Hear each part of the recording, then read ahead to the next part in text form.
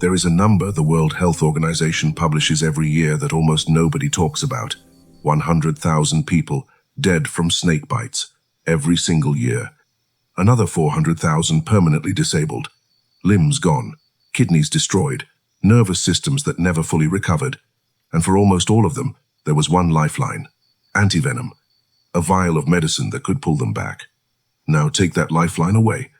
There are snakes on this planet alive right now, in forests and fields that people walk through every day, for which no effective antivenom exists. Not unavailable, not hard to find, does not exist. If one of these snakes bites you, the entire modern medical system has almost nothing to offer beyond keeping you breathing and hoping your body survives what is happening to it. This is a video about 5 of them. Stay until the end. Because the last snake on this list has a venom mechanism so biologically unusual that scientists believe creating an antivenom for it may be permanently, structurally impossible, not a funding problem, not a research gap, a biological wall that the chemistry of antivenom production may never be able to climb. Stay until number 1, because the way that snake's venom works and why science may never be able to stop it is unlike anything else on this list. And unlike anything most people have ever heard about how venom actually kills. Number 1, and the reason this entry is different from every other entry on this list. Everything so far has been about absence antivenoms that were never funded, never developed, never distributed. The absence is a failure of economics, logistics, and political will. Those are solvable problems. Money and science can close those gaps given enough time. The rough-scaled bush viper Atheris hispida, Central Africa, represents a different category of problem. First, the snake, arboreal, nocturnal, covered in bristled, keeled scales that give it a texture unlike any other viper alive, found in the Democratic Republic of Congo, Uganda, and Kenya. Highly venomous, no antivenom. Now the biology. Antivenom works through a specific mechanism. You take the target venom, inject sublethal doses into a host animal, historically horses, and harvest the antibodies that animal produces against the specific toxin proteins in that venom. The antibodies bind to those proteins in a human patient's bloodstream and neutralize them. The system requires the venom to have a consistent, identifiable protein profile that antibodies can be trained against. Atheris hispida venom is not consistent. Researchers have documented significant variation in venom composition not just between geographic populations, which is common, but between individual snakes of the same population in the same location. The specific toxin proteins present in one rough-scaled bush viper's venom may not be present at all in the snake living in the same tree. Antibodies trained against one individual's venom have no guaranteed efficacy against the next individual's. Every bite is a different biochemical event.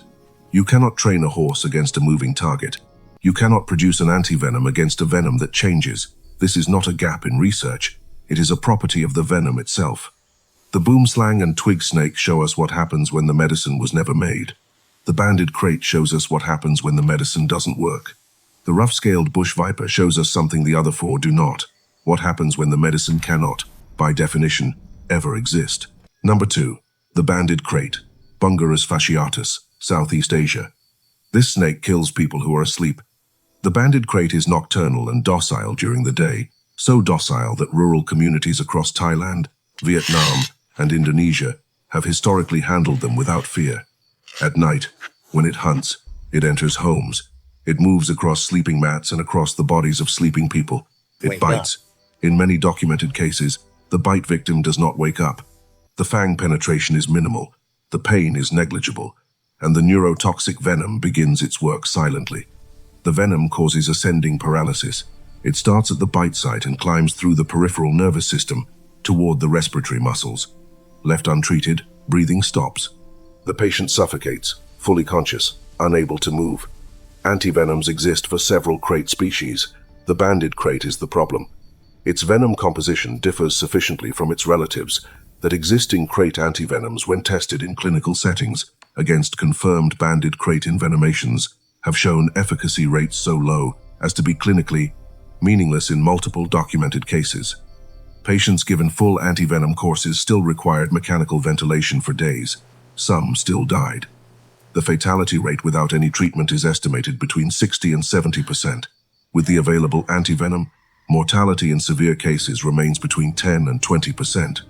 When the treatment has a 20% chance of still killing you, the treatment is not a solution, it is a delay. The banded crate does not care what is in the vial. Number 3. And this entry requires a clarification that matters more than the snake itself. When people say, there is no antivenom for this snake, they usually mean one of 3 things. First, no antivenom has ever been produced.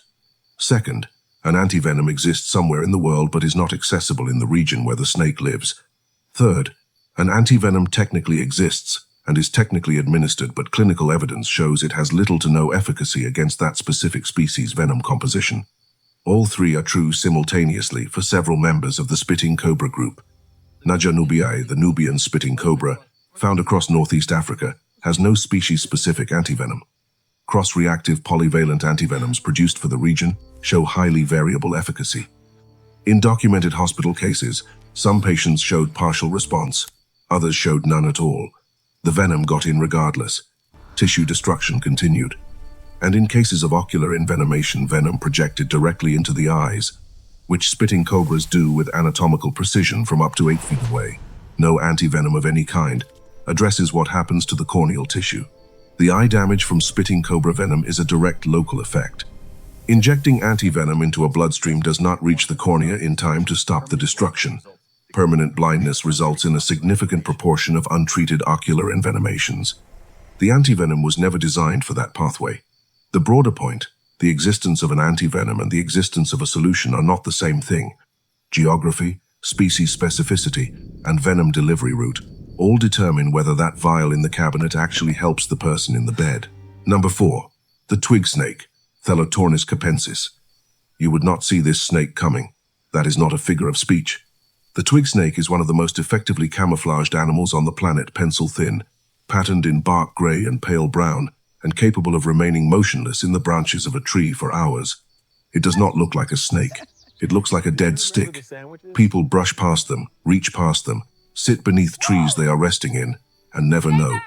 In 1975, Robert Mertens, a German herpetologist of equal standing to Carl Schmidt, a man who had worked with reptiles his entire professional life, was bitten by a twig snake while handling one in captivity.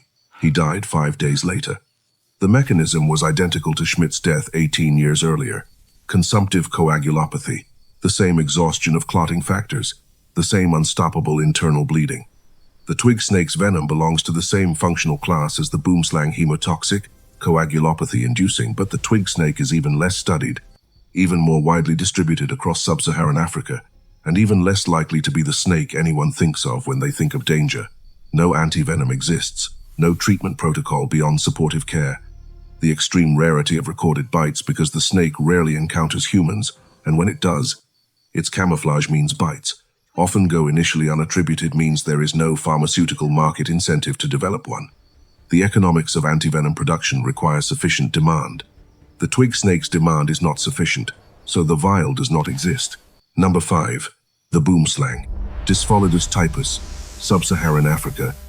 For most of the 20th century, herpetologists, the scientists who study reptiles, classified the boomslang as essentially harmless. It is a tree snake, slender, almost delicate. Its fangs sit at the back of the mouth rather than the front, which was taken as evidence that it couldn't efficiently deliver venom in a defensive bite. Textbooks said so. Experts repeated it. The consensus was confident. In September 1957, Carl Schmidt, one of the most respected herpetologists alive, a curator at the Field Museum in Chicago with 40 years of experience, was handed a juvenile boomslang for examination. It bit him on the thumb. He did not seek medical treatment. He went home, ate dinner, and began writing notes on his own symptoms, convinced the bite was not serious enough to warrant concern. He was dead by the following afternoon. The boomslang's venom is hemotoxic in a specific and devastating way. It causes consumptive coagulopathy. The venom triggers the body's own clotting cascade into overdrive, forcing the blood to form thousands of tiny, useless microclots throughout the entire circulatory system simultaneously. In doing so, it exhausts every clotting factor the body possesses. When the cascade is complete, the blood has no clotting capacity left at all. None. You bleed. From your gums, from your eyes. Internally, into every organ cavity. Carl Schmidt's notes, written in his own hand the morning he died, recorded each symptom with scientific precision as his body shut down. No licensed antivenom for the boomslang exists globally. A research-grade serum is produced in small quantities by the South African vaccine producers, but it is not commercially distributed, rarely stocked in hospitals, and in most of the snakes range across Central and Southern Africa, simply not available at all. If a boomslang bites you outside of a research facility, your treatment is supportive care and the hope that your body's clotting factors were not fully depleted before you reached an ICU. 100,000 deaths every year. The 5 snakes in this video account for a fraction of that number. Most of those deaths happen from species where anti-venom does exist. It simply never reached the person who needed it. A distribution problem, not a science problem. But what these 5 snakes make clear is that anti-venom is not a guaranteed endpoint. It is a tool, and like every tool, it has limits, species limits, geographic limits, and as the last entry shows, sometimes biological limits that no amount of funding will overcome. The science is moving. Recombinant DNA antivenoms designed against venom protein families rather than individual species are in development and may eventually produce broader spectrum coverage. It is slow work, it is expensive work, and in the meantime, the snakes do not wait. Here's what I want to know from you. Of the 5 snakes in this video, which one genuinely unsettles you the most, and is it the snake itself or the fact that nothing can stop it? Put your answer in the comments. The range of responses to that question is always more interesting than you'd expect. If this gave you something you didn't know before, the next video covers how antivenom is actually made. The process is stranger and more brutal than most people realize. It is already in the queue.